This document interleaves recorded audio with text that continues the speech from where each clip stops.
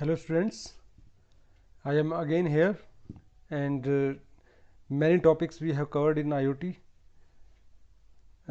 Today we will discuss cloud computing in IoT. What is the role of cloud computing? And we can say that the cloud computing and IoT are two different technologies, and if how they can contribute for each other. एक दूसरे के लिए उनका क्या contribution हो सकता है, आज हम उसके बारे में डिस्कस करेंगे.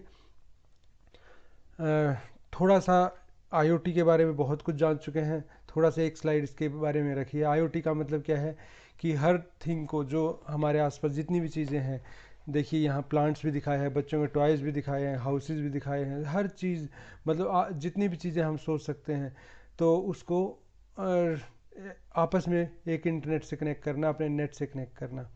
जो भी चीज़ जिसको हम एक आईपी नंबर देते हैं, आइडेंटिफिकेशन नंबर दे सकते हैं, तो उसको हम एक इंटरनेट से कनेक्ट करते हैं, तो that is called internet of things. तो इंटरनेट ऑफ थिंग्स का मतलब क्या है कि ऑब्जेक्ट्स, एनिमल्स, पीपल, जो भी आसपास पीपल हैं, लोग हैं हमारे आसपास, जिनको हम यूनिक आइडेंटिफिकेशन नंबर दे सकते हैं, और जो एक दूसरे को डाटा ट्रांसफ़र कर सके इंटरनेट के थ्रू. ठीक है. और जिसमें ह्यूमन टू ह्यूमन कम्युनिकेशन की ज़रूरत ना पड़े, ह्यूमन टू कंप्यूटर इंटरेक्शन की भी रिक्वायरमेंट मोस्टली ना हो, तो उसको हम आईओटी बोलते हैं. कि means we can say human intervention minimum हो. ठीक है. तो आईओटी जो है वो इवॉल्व कैसे हुआ? That is evolve from the convergence of wireless technologies, micro electromechanical system and internet. Micro electromechanical system, जिसमें हम एक्चुएटर्स को जनरली लेते हैं. इलेक्ट्रोमैकेनिकल सिस्टम का मतलब एक्चुएटर्स की बात जनरली हम कर रहे हैं. और यहाँ वायरलेस टेक्नोलॉजीज़, क्योंकि डेटा ट्रांसफ़र करना है, वायरलेस भी चाहिए और वायरलेस टेक्नोलॉजी चाहिए. और इंटरनेट कैसे वो कनेक्टेड रहेंगे एक दूसरे से.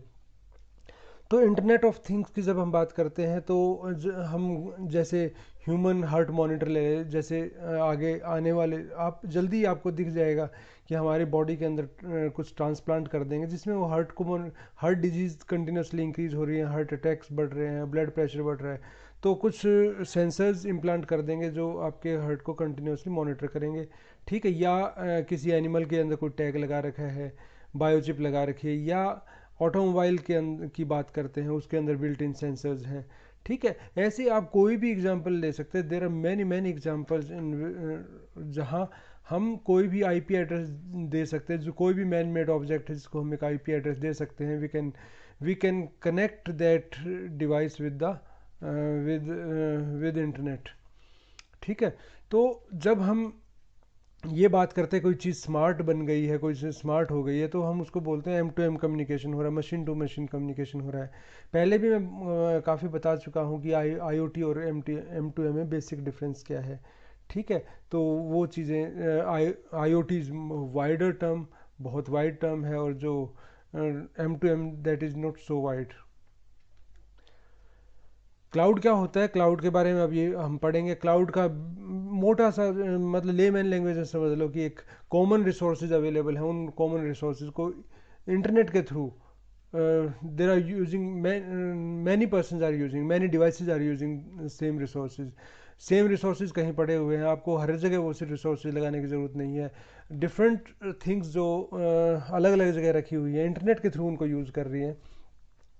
जैसे आप आईओटी ना, आप गूगल का क्लाउड यूज़ करते, गूगल के क्लाउड के ऊपर आप अपना 15 GB का डाटा देते गूगल अपने जो जीमेल यूज़र्स को, तो वो एक क्लाउड है, उनकी मेमोरी आप यूज़ कर रहे हैं. Means you are using resource. कौन सा रिसोर्स? Memory, hard memory. तो आप वो मेमोरी यूज़ कर रहे हैं इंटरनेट के थ्रू, बहुत दूर बैठे हुए. ठीक है. तो कोई भी रिसोर्सेज का यूज़ करें, यहाँ एप्लीकेशन दिखा रखा है, प्लेटफॉर्म दिखा रखा है, इंफ्रास्ट्रक्चर दिखा रखा है, कोई भी रिसोर्स आप यूज़ करते हैं, कॉमनली प्लेस्ड रिसोर्सेज जो कॉमनली यूज़ किए जा रहे हैं. ठीक है. तो वो क्या है? That is called cloud. Cloud का एग्जांपल दे रखा है, यहाँ बहुत सारी चीज़ें रखी हैं. ठीक है. तो means these all are used for the sharing, in the sharing. Cloud computing typically defined as type of computing that relies on sharing the computer resources. अभी मैंने यही बताया, कंप्यूटर रिसोर्स को शेयर करना rather than having local servers और personal devices to handle the applications. आपको अपने hard disk रखने की ज़रूरत नहीं है. आप क्या करो कि क्लाउड पे मेमोरी यूज़ कर लो, क्लाउड की मेमोरी यूज़ कर लो. आपको पर्सनल सर्वर्स यूज़ करने की ज़रूरत नहीं है. आप सर्वर यूज़ कर लो, कॉमनली जो प्लेस्ड है सर्वर्स यूज़ कर लो. ठीक है, आपको एप्लीकेशन अपने रखने की ज़रूरत नहीं है, आप एप्लीकेशन यूज़ कर लो सर्वर के. ठीक है, मीन्स क्लाउड से तो कोई भी चीज़ आप यूज़ कर सकते हैं. तो जो क्लाउड वर्ड आया, that is matter for the internet के लिए यूज़ हुआ. और इसका मतलब क्या, क्लाउड कंप्यूटिंग का मतलब क्या है, that is the computing based on the internet. Computer based on the internet. अब इंटरनेट का यूज़ करके आप कंप्यूटिंग कर रहे हैं. आप क्या क्या डिफरेंट सर्विसेज को आप शेयर कर सकते हैं क्लाउड के अंदर, जैसे सर्वर्स, स्टोरेज एंड एप्लीकेशन. ठीक है, तो ये इंडिविजुअली आपको अपने सर्वर्स रखने की इंडिविजुअली आपको अपने सर्वर्स रखने की ज़रूरत नहीं है, स्टोरेज रखने की ज़रूरत नहीं है, एप्लीकेशन रखने की ज़रूरत नहीं है. You can use the company, जो कंपनी क्लाउड आपको प्रोवाइड करवा रही है, आप उनके सर्वर्स यूज़ कर सकते हैं, उनके कंप्यूटर्स यूज़ कर सकते हैं, उनके इंटरनेट के थ्रू आप उनके हार्ड डिस्क भी यूज़ कर सकते हैं, मीन्स मेमोरी, हार्ड मेमोरी भी यूज़ कर सकते हैं. उसके बाद आईओटी का आर्किटेक्चर आता है. आर्किटेक्चर के अंदर देखिए आप, डिवाइसेस हैं, डिवाइसेस के बाद डाटा एग्रीगेशन है, जो डाटा आ गया उसको एग्रीगेट करना. उसके बाद क्या है, इवेंट प्रोसेसिंग एंड एनालिटिक्स है. ठीक है, इवेंट प्रोसेसिंग एंड एनालिटिक्स, जो इवेंट को प्रोसेस करना है इसके डाटा एग्रीगेशन होने के बाद. उसके बाद क्या है, वेब पोर्टल, डैशबोर्ड और एपीआई मैनेजमेंट, इन चीज़ों का मैनेजमेंट है. ठीक है, और यहाँ आप देखेंगे तो आइडेंटिटी एंड एक्सेस मैनेजमेंट. कोई भी चीज़ जब कोई भी डिवाइस जब अंदर रजिस्टर होगी पहले, तो वो इस प्रोसेस के थ्रू गुजरेगी. उसके बाद ये डिवाइस मैनेजर डिवाइस को मैनेज कर, तो ये चीज़ें इनको मैनेज करने का काम कर रही हैं. आईओटी के आर्किटेक्चर में देखिए, आईओटी प्लेटफॉर्म के 3 बेसिक बिल्डिंग ब्लॉक होते हैं. नंबर 1 है थिंग्स, जो जिनको हम डिवाइसेस बोलते हैं, थिंग्स बोलते हैं. उसके बाद क्या है, गेटवे, जिसका यूज़ करके वो इंटरनेट के थ्रू कनेक्टेड होते हैं, इंटरनेट को से कनेक्ट होने के लिए वो इनका यूज़ करते हैं. और थर्ड क्या हो गया, नेटवर्क एंड क्लाउड. नेटवर्क की बात कर लो या क्लाउड की बात कर लो, जिससे वो कनेक्ट होते हैं. आईओटी गेटवे क्या है, जैसे बीगल बोन ब्लैक और रेस्पबेरी पाई, ये तो बहुत ज़्यादा यूज़ करते हो आप. इंटेल गैलीलियो, इस टाइप के गेटवेज होते हैं जिनका यूज़ करके आपकी जो डिवाइसेज हैं वो क्लाउड से कनेक्टेड रहती है. These are, you can say these are mini type of computers, बहुत छोटे लेवल के कंप्यूटर्स हैं, जो you can say these are the heart for the cloud platform. और क्या है कि इसमें कुछ ओपन सोर्स बोर्ड है, ये जो मैंने तीनों बताए, these are open source board and the usual Linux boards हैं.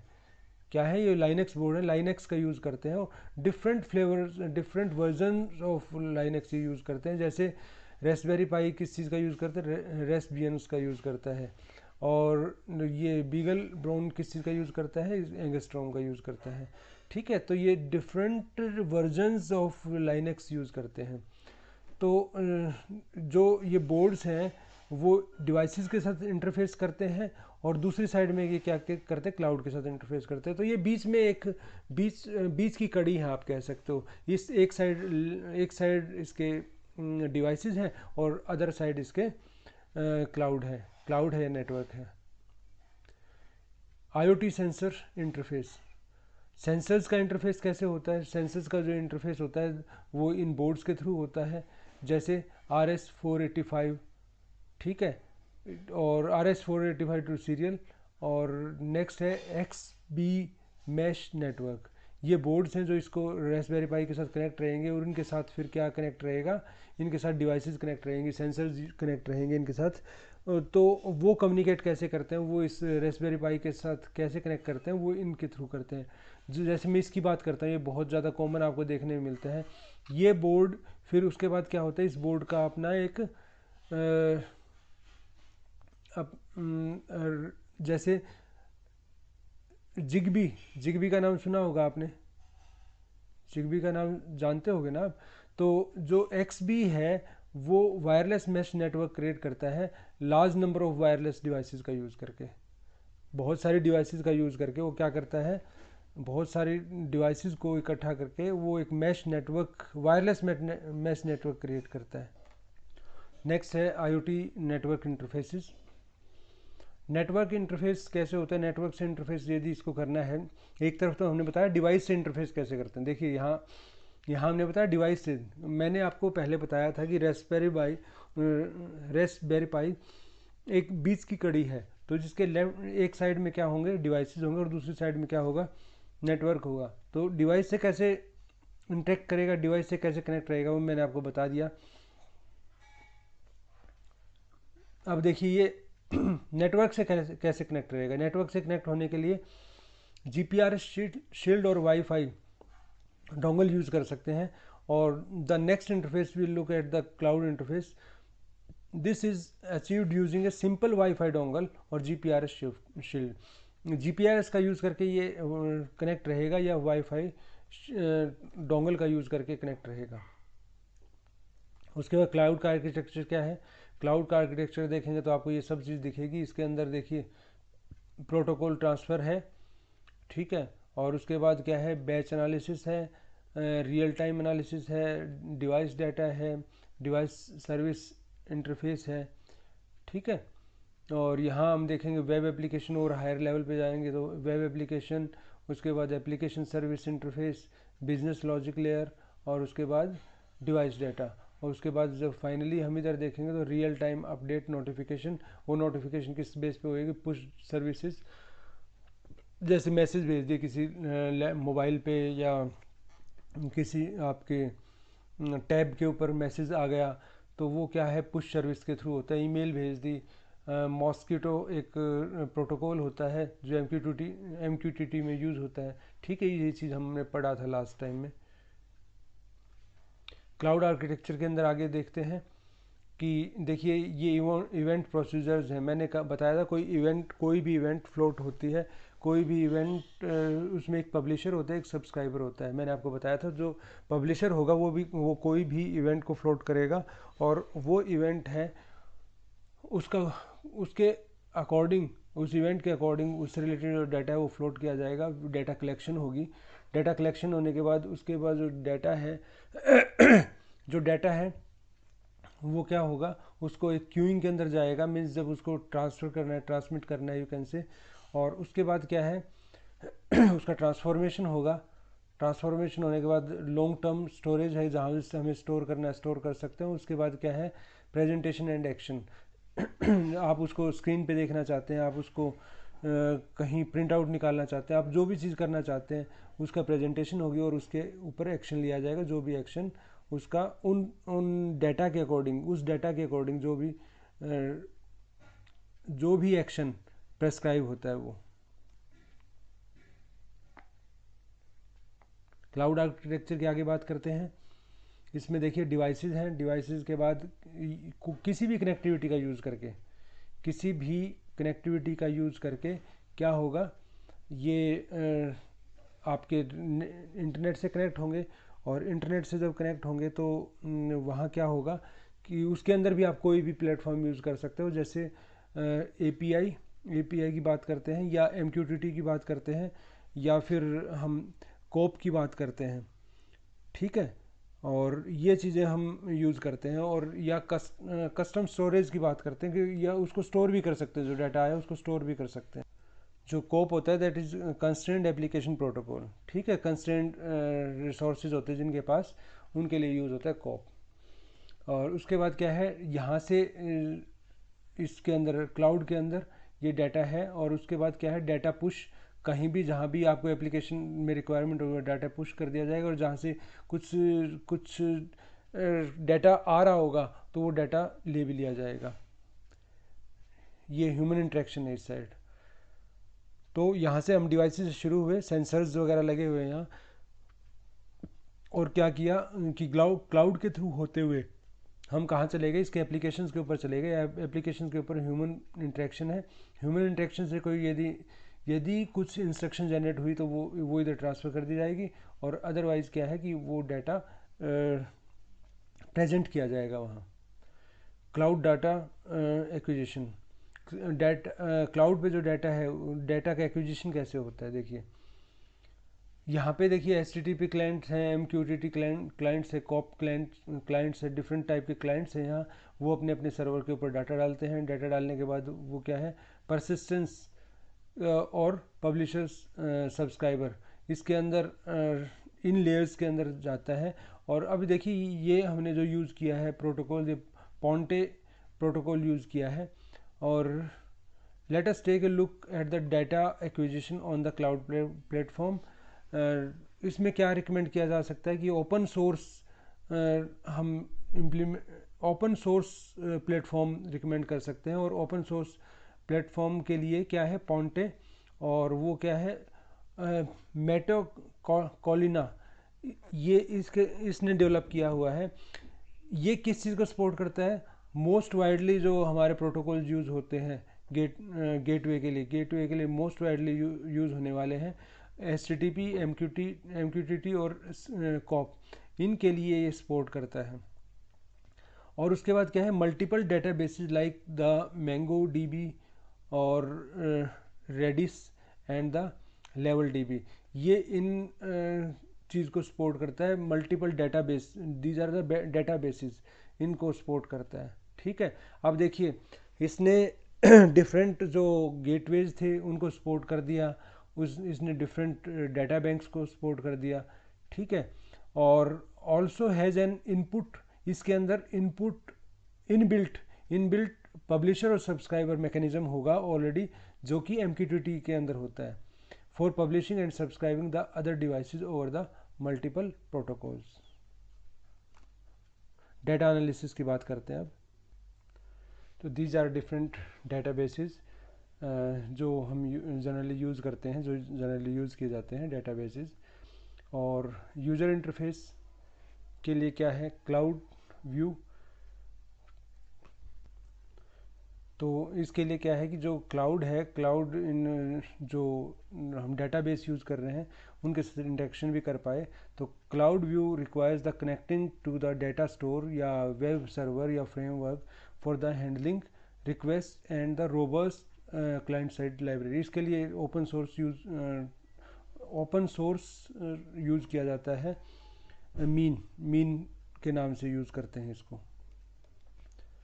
अब क्लाउड कंप्यूटिंग का IoT के अंदर रोल क्या है, बहुत इंपॉर्टेंट क्वेश्चन है, जो स्टार्टिंग में हम बोल के चले थे कि ये दोनों डिफरेंट टेक्नोलॉजीज़ हैं, इनका आपस में एक दूसरे के लिए क्या कंट्रीब्यूशन है उसकी बात करते हैं। तो जो क्लाउड कंप्यूटिंग और IoT, ये डिफरेंटली डेवलप हुए, अलग अलग से डेवलप हुए, लेकिन फिर भी क्या है, दोनों एक दूसरे के ऊपर बहुत डिपेंडेंट हो गए। जब हम फ्यूचर के अंदर देखते हैं, फ्यूचर इंटरनेट टेक्नोलॉजीज की तरफ देखते हैं, तो एक के बिना दूसरे का काम नहीं चल सकता। ठीक है, इट मीन्स एक टेक्नोलॉजी सक्सेसफुल होने के लिए दूसरी टेक्नोलॉजी का यूज़ कर रही है। यदि IoT को सक्सेसफुल होना है तो उसको क्लाउड्स का यूज़ करना पड़ेगा। यदि क्लाउड्स को इफेक्टिवली वर्क करना है तो उसको IoT के अंदर यूज़ होना पड़ेगा, तो अदरवाइज़ उसका कोई बहुत ज़्यादा यूज़ नहीं है क्लाउड का। तो क्या है कि जो क्लाउड सर्विस हैं दो also include the IoT technology को इंक्लूड करते हैं, उसके बिना उसका काम नहीं चलेगा, उसके बिना उसके पास कोई सफिशेंट नंबर ऑफ क्लाइंट्स नहीं होंगे, सफिशेंट नंबर ऑफ डिवाइसेस नहीं होंगे उसके पास, सफिशेंट यूज़ नहीं होगा उसका, सफिशेंट एफिशिएंसी नहीं होगी उसकी, यू कैन से। IoT and cloud computing for the future internet के अंदर हम इनको किस तरीके से देखते हैं। इसमें जो क्वेश्चन ये आता है कि जो आज के टाइम में इंटरनेट IoT और क्लाउड कंप्यूटिंग साथ साथ यूज़ हो रहे हैं, तो हम कितना एक्सपेक्ट करते हैं, कितने आगे तक, कितने टाइम तक ये इकट्ठे यूज़ होते रहेंगे, कितने टाइम ये एक दूसरे के ऊपर डिपेंडेंट रहेंगे। ठीक है, तो इसका जो इंटरनेट ऑफ थिंग्स है, इंटरनेट ऑफ थिंग्स के लिए जो क्लाउड सर्विस है, ठीक है, वो उनका एक दूसरे के ऊपर डिपेंडेंसी बहुत ज़्यादा है।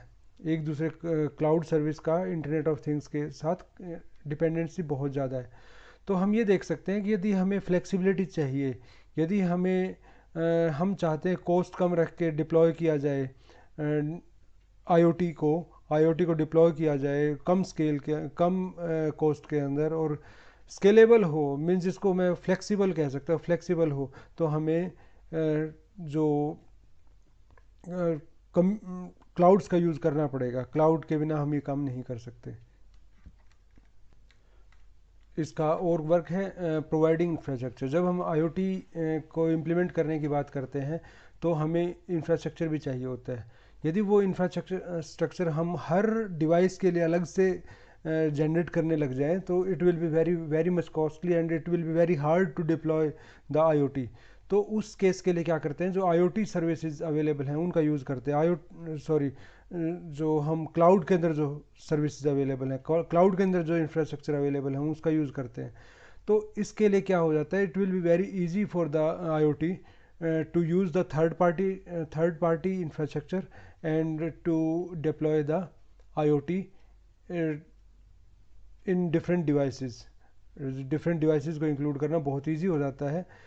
तो हम ये कह सकते हैं कि हमारे पास जैसे अपना घर बनाने के लिए पैसे नहीं होते तो हम क्या करते हैं, उसको रेंट पे ले लेते हैं।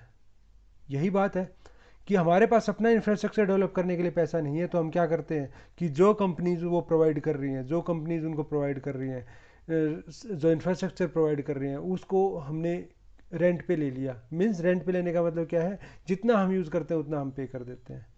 ठीक है। तो इंक्रीज स्केलेबिलिटी इंक्रीज करने का मतलब क्या है कि फ्लेक्सिबिलिटी रहती है। आप डिवाइस और जोड़ना चाहते हैं, आप डिवाइस हटाना चाहते हैं, आप कैसे भी कर लो, तो स्केलेबिलिटी है।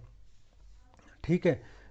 यदि आप फिर वो घर वाली बात कर लेते हैं कि यदि आपके पास एक अपना घर है और उसके बाद उस फैमिली में से 2 फैमिलीज बन गई तो क्या होगा, आपको एक घर और बनाना पड़ेगा। ठीक है, आपने एक घर और बनाना पड़ेगा। यदि आपने रेंट पे ले रखा है तो आपके पास एक फैमिली है उसमें रेंट पे रह रही है, तो जब भी आपको दूसरे घर की ज़रूरत होगी तो आप क्या करोगे कि एक घर रेंट पे और ले लोगे। तो that will be very easy. तो इसका मतलब क्या है, स्केलेबिलिटी है। इंक्रीज परफॉर्मेंस इंक्रीज हो जाएगी, क्योंकि जब आईओटी है तो वहाँ there is need of large number of, और you can say there is need of handling a heavy data को हैंडल करने की ज़रूरत पड़ती है, हैवी डाटा को की कैलकुलेशन करने की ज़रूरत पड़ती है। और ये जब हम उसकी बात करते हैं तो इट मीन्स कि यदि हम इंफॉर्मेशन शेयर करते हैं, यदि हम इंफॉर्मेशन के लिए जो कैलकुलेशंस के लिए यदि हम इंफ्रास्ट्रक्चर यूज़ कर रहे हैं, कॉमनली शेयर्ड इंफ्रास्ट्रक्चर यूज़ करते हैं, that will be very easy. दूसरी चीज़ क्या है कि एक ही क्लाइंट के पास हो सकता है कि सभी इंफॉर्मेशन जो चाहिए वो नहीं है। ठीक है, सपोज करो मैंने अपना टेम्परेचर का सेंसर लगा रखा है, मेरे पास ह्यूमिडिटी का सेंसर नहीं है, और इस यूनिवर्सिटी के अंदर ही ह्यूमिडिटी का सेंसर और कहीं लगा हुआ है, तो मैं क्या करूँगा, क्लाउड से उसका डाटा पिक कर सकता हूँ। Either that may be free और दैट मे बी पेड। यदि पेड होगा तो मैं उसको पे करूँगा और डाटा पिक कर लूँगा। ठीक है। तो ये क्या हुआ कि आपके पास इंक्रीज परफॉर्मेंस, आपकी परफॉर्मेंस बढ़ जाएगी। आपके पास जो डाटा आपके पास रिक्वायर्ड है, आपको सारा इंफ्रास्ट्रक्चर ना लगा के आपके पास कुछ डाटा आपने अपना कलेक्ट किया, कुछ आपने पिक कर लिया, सर्वर से पिक कर लिया, और आपकी जो परफॉर्मेंस है वो इंक्रीज़ हो जाएगी। पे एज यू गो, ये अभी मैंने जो एग्जांपल दे रहा था, फॉर एग्जांपल एक घर है, हाउस अपना पर्सनल बनाया है, और उसके बाद क्या हुआ कि वो जो उसमें रहने वाले लोग थे वो छोड़ के कहीं बाहर चले गए, कहीं शिफ्ट हो गए। ठीक है, सपोज करो वो घर खाली पड़ा है, अब खाली पड़ा है तो इसका मतलब लॉस है, डायरेक्टली लॉस हो रहा है। ठीक है, बजाय इसके क्या करो कि आप रेंट पर लो, रेंट पर जितना आप ले रहे हो, एक घर ले रहे हो, 2 घर ले रहे हो, 2 रूम सेट ले रहे हो, 3 रूम सेट ले रहे हो, 4 रूम सेट ले रहे हो, जो भी आपकी रिक्वायरमेंट है उसके अकॉर्डिंग पे करो। तो सेम वे जब हम यहाँ भी बात करते हैं कि आपको एक हार्ड डिस्क रखनी, आपको एक सर्वर रखना, आपको एक एप्लीकेशंस रखने, जो डिफरेंट एप्लीकेशंस हैं, तो आप क्यों रखोगे इतना? आप जितना आपको यूज़ करना है उतना आप यूज़ करो और उसके बाद उसके ऊपर पे कर दो, उसको पे कर दो उसके लिए। ठीक है, तो जितना आप यूज़ करना चाहते हैं उतना आप उसके लिए पे कीजिए, और एक्स्ट्रा जो है अपने पास यदि आप रखोगे आपको एक्स्ट्रा रखना पड़ेगा, there is no use for that.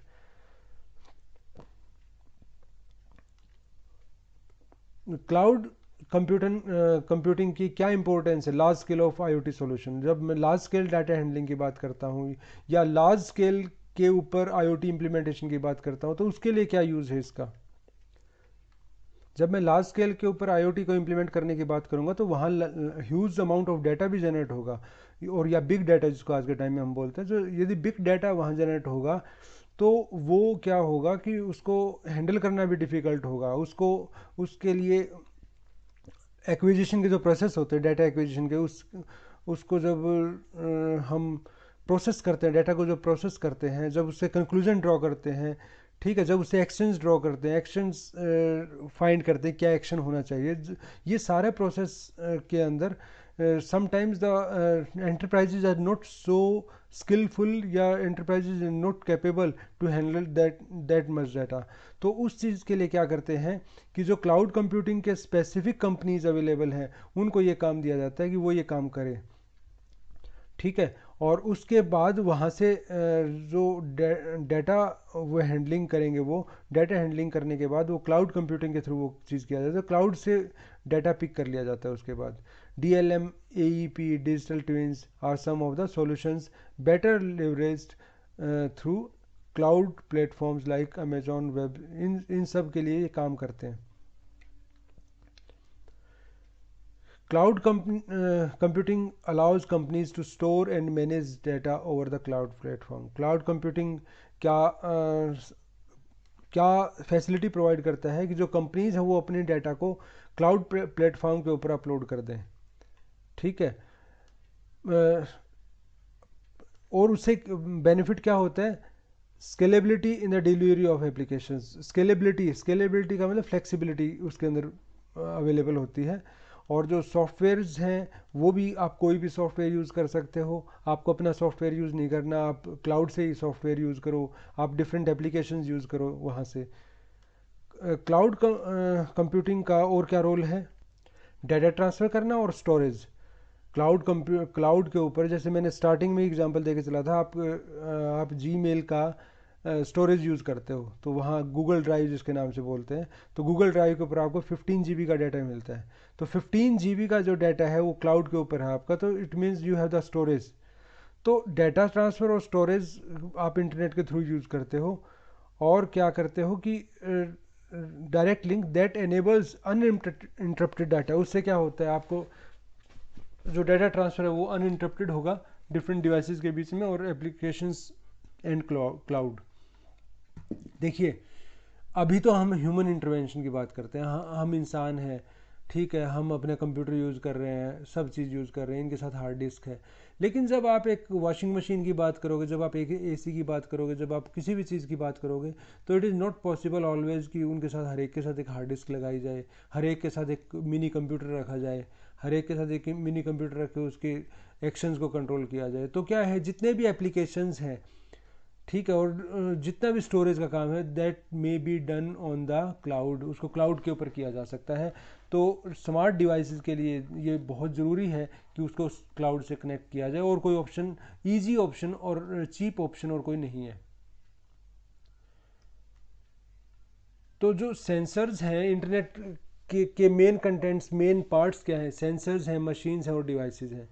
वो बहुत बड़ा डाटा जनरेट करती हैं। यदि हम मैं एक बहुत वाइड एरिया के अंदर, वाइड एप्लीकेशंस के अंदर, बहुत सारे डिवाइसेस के ऊपर, एरिया की बात नहीं कर रहा, बहुत सारे डिवाइसेस के ऊपर एक साथ मैं ये इम्प्लीमेंट करता हूँ, तो वहाँ से पर सेकंड बहुत ज़्यादा डाटा आ रहा है, ठीक है।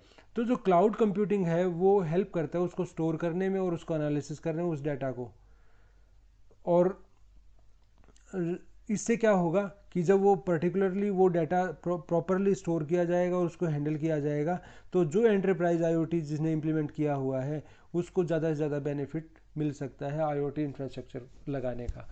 क्योंकि जब भी कोई आईओटी इंप्लीमेंट करता है या कोई भी न्यू टेक्नोलॉजी इंप्लीमेंट करता है, तो उसका कोई भी इंडस्ट्री यदि इंप्लीमेंट करती है तो उसका मेन टारगेट ये रहता है कि ये जब हमने इंप्लीमेंट नहीं किया था तब हमें कितना बेनिफिट हो रहा था, और अभी जब हमने ये इंप्लीमेंट कर लिया तब कितना बेनिफिट हो रहा है। जब उन्होंने इतना पैसा लगाया है, उसके ऊपर इतनी इन्वेस्टमेंट की है, तो वो ये भी चाहते हैं कि उनको उसका रिटर्न मिले जल्दी से जल्दी। आईओटी के अंदर जनरली क्या होता है, हम थिंग्स को जोड़ते जाते हैं, थिंग्स को, पीपल को या किसी भी प्रोसेस को जोड़ते जाते हैं, जोड़ते जाते हैं, और उसके बाद उनका आपस में एक इंटरेक्शन होता है, उनका आपस में एक कनेक्शन रहता है हमेशा। यदि मैं इस डायग्राम को बड़ा ध्यान से देखता हूँ तो आप क्या पाएंगे यहाँ, 1 मिनट अभी दिखाता हूँ आपको। हाँ, इसके अंदर देखिए आप,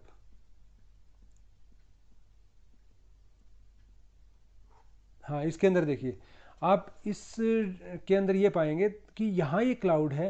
अब आपने यहाँ डिवाइस, ये 5 डिवाइसेस लगा रखी हैं, ठीक है। 5 डिवाइसेस के बाद यदि 6 डिवाइसेस लगा दो, 7 डिवाइसेस लगा दो, 8 डिवाइसेस लगा दो, जितनी भी डिवाइसेस लगाएंगे वो इस पूल से जुड़ती जाएंगी, इस क्लाउड से जुड़ती जाएंगी वो, और उनका आपस में कनेक्शन इसके थ्रू ही होगा, उसके उनका आपस में जो इंटरेक्शन होगा वो इसके थ्रू होगा, ठीक है। ऐसा नहीं है इसका, इस डिवाइस का इसके साथ भी कनेक्शन अलग से करना पड़े, इसका इसके साथ करना पड़े, इसका इसके साथ करना पड़े, इसका इसके साथ करना पड़े।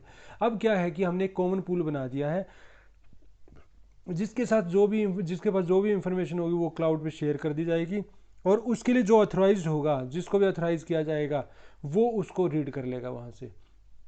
इट मीन्स कि इसके अंदर फ्लेक्सिबिलिटी बहुत ज़्यादा बढ़ जाती है। आपने 5 डिवाइस से लगा रखे, आप 10 लगा लो, आप 15 लगा लो, आप 20 लगा लो, आप 100 लगा लो, जितनी भी डिवाइसेज आप लगाते जाते हो उनका आपस में कनेक्शन आपने करना ही नहीं। उनका कनेक्शन किससे होगा, उनका क्लाउड से होगा, और क्लाउड के थ्रू वो इंटरेक्शन करेंगे जो भी इंटरेक्शन उनको करनी है, ठीक है। हाँ, तो यहाँ आपको फ्लेक्सिबिलिटी दे देता है आईओटी। इस चीज़ से रेस्ट्रिक्टेड नहीं, सिर्फ इस आईओटी की जब हम बात करते हैं तो हमारे पास कोई रिस्ट्रिक्शन नहीं आती, हमारे पास कोई भी रिस्ट्रिक्शन नहीं आती। जब हम क्लाउड का यूज़ करते हैं तो हमारे पास ऐसी कोई रिस्ट्रिक्शन नहीं आती, भाई ये एप्लीकेशन यूज़ नहीं कर सकते, ये डाटा, हम इतना डाटा इकट्ठा नहीं कर सकते, ये एप्लीकेशन हमारे पास नहीं है, ठीक है।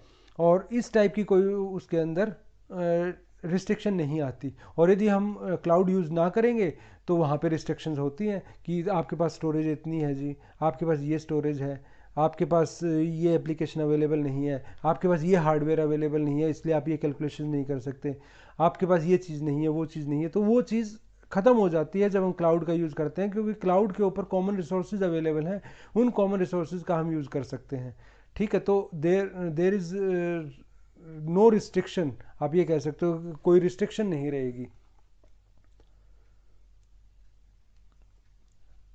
With cloud computing, organizations do not have to deploy extensive hardware, configure and manage networks infrastructure in IoT deployment। जो कंपनी जो IoT इम्प्लीमेंट कर रही है उनको अलग सारा हार्डवेयर अलग से नहीं लगाना पड़ेगा, सारा अलग से कॉन्फ़िगरेशन नहीं करनी पड़ेगी, डिफरेंट जो नेटवर्क है उनको मैनेज करने की ज़रूरत नहीं है, ठीक है। तो क्लाउड कंप्यूटिंग का यूज करके सब काम इजी हो जाते हैं, सब काम क्लाउड के थ्रू होंगे फिर। अब एक चीज़ और भी आती है, जब कोई भी कंपनी क्लाउड कंप्यूटिंग, जब कोई भी कंपनी आईओटी को स्टार्ट करती है, तो यदि मान लिया क्लाउड्स ना हो, क्लाउड कंप्यूटिंग अवेलेबल ना हो, तो क्या होगा कि जो भी वो डिवाइसेस यूज़ कर रहे हैं उन डिवाइसेस के साथ उनको प्रॉपर उनका सर्वर्स लगाने पड़ेंगे, प्रॉपर उनके साथ मेमोरीज लगानी पड़ेंगी, ये सारा काम उनको करना पड़ेगा। और हो सकता है कि वो जो भी उन्होंने उनकी स्टोरेज लगाई है, या जो भी उन्होंने उसका प्रोसेसेस लगाए हैं वहाँ, उनका फुली यूटिलाइजेशन ना हो। फुली क्या मैं कह रहा हूँ, यदि उसका 50% भी यूटिलाइजेशन ना हो, ऐसा भी हो सकता है। तो यदि 50% भी उसका यूटिलाइजेशन नहीं हो रहा, तो आप ये बताओ कि जो इंफ्रास्ट्रक्चर है उसकी एफिशिएंसी क्या आ रही है। एफिशिएंसी तो बहुत डाउन आ गई ना, उसका प्रॉपर यूटिलाइजेशन ही नहीं हो रहा। तो it's better not to use there on infrastructure. आप क्लाउड के ऊपर इंफ्रास्ट्रक्चर यूज़ करो, और क्लाउड के इंफ्रास्ट्रक्चर के ऊपर है जितना आप यूज़ कर रहे हो, आप 20% यूज़ कर रहे हो अपनी रिक्वायर, जितनी आपने खुद लगाना चाहते थे, आप खुद 100 GB की एक हार्ड डिस्क लगाना चाहते थे, फॉर एग्जांपल 100 GB की हार्ड डिस्क लगाना चाहते थे, या 100 GB की एक SD कार्ड लगाना चाहते थे, ठीक है, 128 GB का मान लो, 128 GB का लगाना चाह रहे थे आप, तो आप वो लगाने की बजाय, और हो सकता है उसका यूटिलाइजेशन ही प्रॉपर ना होता, आपका हो सकता है कि 32 में ही काम चल रहा है, ये भी हो सकता है आपका 32 बिट में ही काम, 32 GB में ही काम चल रहा है, तो 32 GB का आप पे करो, और उसके बाद जो एक्स्ट्रा था वो आपको पे करने की ज़रूरत नहीं है। आप अपना लगाते तो 128 का लगाते हो, और अब आपको 32 में काम चल रहा है, क्योंकि जब आप अपना लगाते हो तो आप ये सोचते हो कि आज मैं 32 की मेरी रिक्वायरमेंट है, 32 क्या, आप आज मेरी रिक्वायरमेंट सिर्फ 30 की है, 20 की रिक्वायरमेंट है, और हो सकता है फ्यूचर में मुझे कुछ ज़्यादा करना पड़ जाए। हमेशा हम फ्यूचर का सोच के प्लान करते हैं, तो फ्यूचर में ज़्यादा पड़ जाए तो तब क्या होगा, तब हम क्या करते हैं कि 128 का खरीद लिया, यूज़ तो नहीं हो रहा।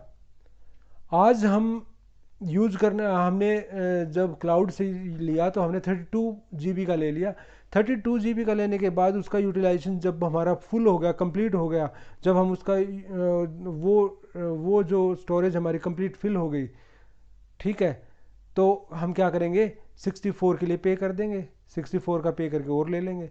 जब वो फिल हो गया तो क्या होगा कि हमारा ओवरऑल सेविंग होगी। और यदि आप 100 डिवाइसेस के लिए ऐसा इंफ्रास्ट्रक्चर